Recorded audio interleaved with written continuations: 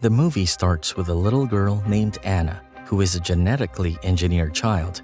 She says that unlike other babies, doctors designed her for a particular purpose, and that Anna's entire life has been dedicated to curing her sick sister, Kate.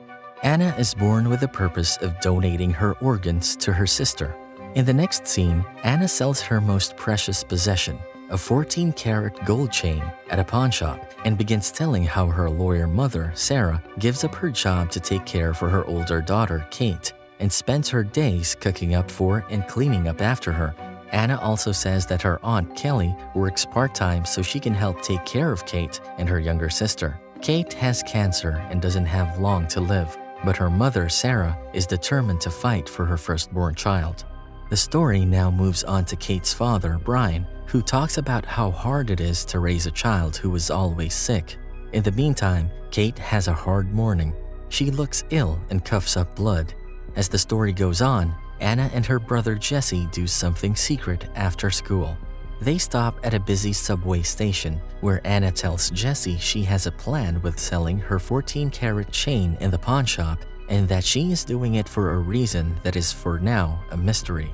As the tension builds, Anna looks for the most well-known lawyer in the state named Campbell, who has won 91% of his cases. Campbell asks Anna about her visit, and Anna tells Campbell that she is going to sue her parents for controlling her body without her permission. She then says that her sister Kate has acute promyelocytic leukemia and always needs blood cell and organ donations. Anna tells Campbell that she has been a living donor for Kate since birth and that her parents are now trying to get her to give up a kidney. But Anna doesn't want to make this sacrifice because she knows how it will affect her in the long run. Anna would like to live a carefree life, play games, and have her own kids one day. All of these things will be in danger if she gives up her kidney. Campbell doesn't believe Anna's story at first, but when she shows him her medical records, he has no choice but to accept her. Anna hands over $700 with courage and begs Campbell to help her. He agrees to take on her case and fight for her rights because of how determined she is. A throwback shows when Sarah finds strange marks on Kate while sleeping. At first, Sarah suspects anemia, but the doctor refers Kate to a cancer specialist. Dr. Farquaad tells Sarah Kate has leukemia and there is no cure. Sarah's tears begin to flow as her emotions become overwhelming. Soon after, another doctor tells them that Kate will need blood cells and organs to stay alive, but neither parent is a good match. He suggests they consider having a baby produced in a laboratory that perfectly matches Kate. In the present, the same doctor tells Kate's closest companions that her health is worsening and that she needs a kidney donation as soon as possible. Sarah is comforting Kate in the hospital when she gets a notice from the court that leaves her speechless. She doesn't know Anna is suing her parents until she reads the document. Anna is suing them because they used her body without her permission. Anna tells her that she has hired a lawyer to fight her case and doesn't want to be a living donor for her sister anymore. Sarah is shocked by this news, and in her suffering, she hits Anna through her tears. Anna leaves the hospital room with a heavy heart. Brian, who works as a dedicated firefighter, gets a call from his wife telling him to come home right away. Upon arriving at their house, everyone is around Anna because she has something important to say. She speaks up, says she doesn't want to be treated as an unwanted child who's being forced to keep donating her body parts to Kate. Anna says she no longer wants the kidney transplant and wants to live a long, worry-free life. She says that the doctor told her about the risks of the transplant and how careful she will need to be for the rest of her life. Anna wants to enjoy life, play sports, drink, and start a family. All of these things will be in danger if she gets the transplant. Sarah begs Anna to help Kate because she is her sister and needs help, but Anna refuses to listen and storms away, saying that her life is just as important as anyone else's. Despite the tension, Brian sees things from Anna's point of view and doesn't try to stop her from leaving. Later, Brian brings Anna to his workplace to lighten up her mood. Everyone at the workplace loves Anna, and she spends quality time there. After some time, Sarah arrives and talks with Brian about the kidney transplant. Brian tries to make Sarah understand that Anna decides whether or not she wants to donate her body parts and mentions that she's no longer a child to force everything upon. The next day, Sarah visits Campbell's office and tells him that the case he's fighting for Anna makes no sense. Sarah even states that Anna's just 11 years old and the state has no laws for emancipating a minor less than 14. Campbell opposes her statement and tells her that despite Anna's early age, she too has the right to fight for herself. When Campbell asks Sarah if she thinks she has taken everything too far against Anna, Sarah leaves the office, telling him that she will see him in court. After the fight, Kate hides under her covers and doesn't want to face the sunlight. Brian gently pushes her to get up, telling her how important it is to get fresh air and walk around. Kate eventually tells everyone how tiring being sick is and how she feels depressed by her constantly worsening looks. She fears what her family might think of this, but the worsening effect of the chemo has become too much to bear alone. After hearing this, Sarah cuts off her own hair unselfishly to make Kate feel better. It helps, and Kate's mood starts to lighten up. Afterwards, the family spends the day together in the local park, capturing the moment with photos. Later, Kate looks through a scrapbook she made about her family in the hospital room. She feels terrible that her illness has put a strain on everyone, especially on her dyslexic brother, Jesse. The next day, Sarah and Campbell run into each other in court, then go to the judge's office to talk to her.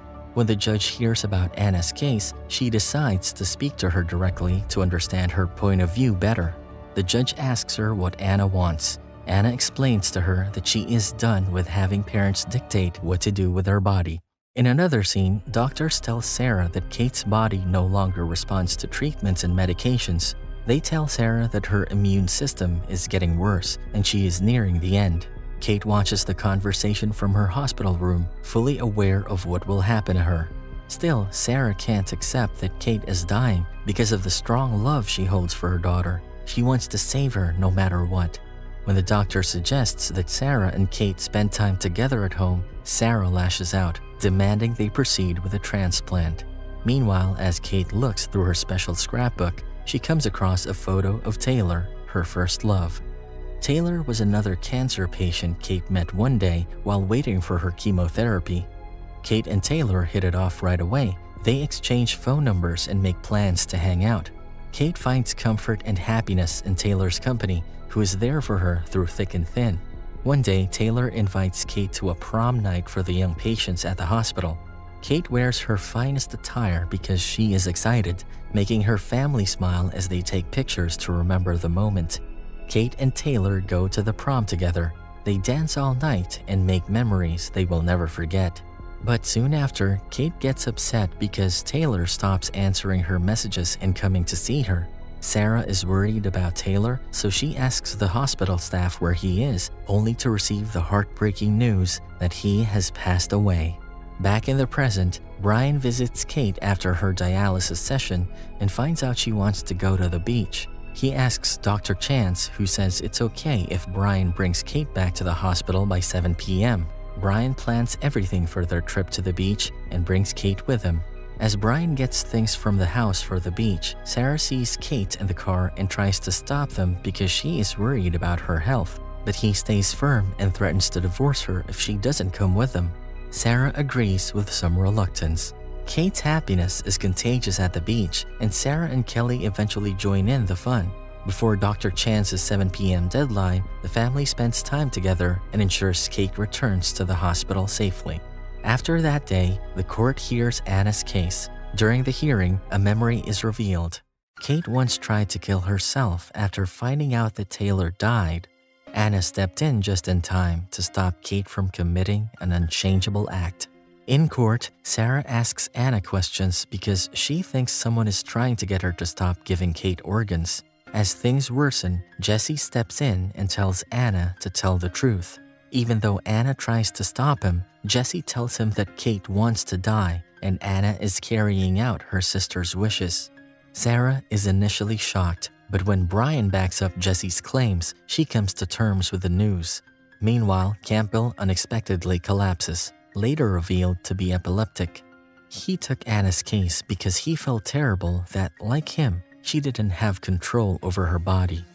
Once Campbell gets better, the court case will continue. Back at the hospital, Brian orders pizza to lighten the mood. Eventually, Kate requests everyone leave except Sarah. Alone with her mother, Kate gives her a scrapbook and says she is ready to die. Sarah holds Kate's hand as she lies next to her with tears running down her face. That night, Kate passed away while being held by her mother. The next day, everyone is crying at Kate's funeral. A few days later, Mr. Campbell sees Anna and gives her papers that prove they won in court and that he still has a 91% success rate. Campbell is kind and offers to help Anna anytime she needs it. At the end of the story, Anna talks about how their lives have changed since Kate died. Sarah returns to work as a lawyer, while Brian takes early retirement and starts mentoring at-risk youth. Jesse gets a scholarship to a prestigious art school in New York. Even though they are all swamped, Kate's family still takes a trip to her favorite place in Montana on her birthday to celebrate the love they had for her and the life she lived. That was all from the... Thanks for tuning into Recaps Movies. If you enjoyed this video, make sure to hit that subscribe button and turn on notifications so you never miss an update on the latest movie shorts we're covering. We're always on the lookout for new and exciting films to discuss, so don't be shy. Let us know your favorite movies in the comments below. We love hearing from you, and your suggestions help us create the best content possible. Thanks for watching, and we'll see you in the next one.